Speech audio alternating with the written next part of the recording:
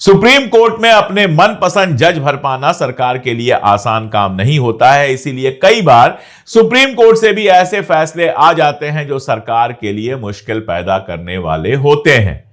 इसी का खेल करने के लिए, इसी को अपने हिसाब से मोड़ने के लिए 2021 का ट्रिब्यूनल रिफॉर्म एक्ट लाया गया था।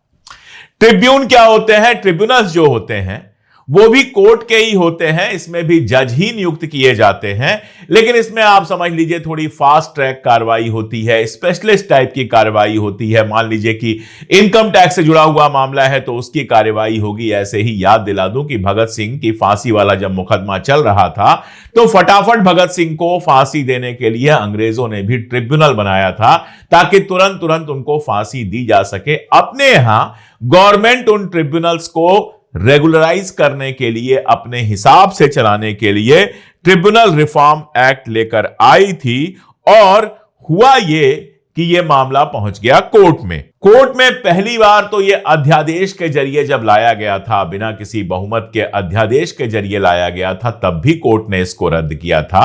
और इस बार यह संसद से बाकायदा राज्यसभा लोकसभा से पास करा के कानून बना। लेकिन जब सुप्रीम कोर्ट में मामला गया है तो सुप्रीम कोर्ट ने कहा यह है कि ये सेपरेशन ऑफ पावर और जुडिशियल इंडिपेंडेंस के जो सिद्धांत हैं उनका पालन नहीं करता है और सरकार कोर्ट के काम में दखल देना चाहती है। अब सरकार का क्या कहना है? सरकार का कहना है कि कोर्ट बड़ी बिजी रहती है, इसलिए बहुत सारे मामलों में जल्दी फैसला नहीं आ पाता है, तो इन मामलों में जल्दी, तेज और सही फैसला लाने के लिए हम ट्रिब्यूनल लेकर आ रहे हैं। लेकिन मजेदार बात यह है कि इस ट्रिब्यूनल में जज कौन होंगे, उनकी नियुक्ति सरकार करती, सुप्रीम कोर्ट नहीं करती।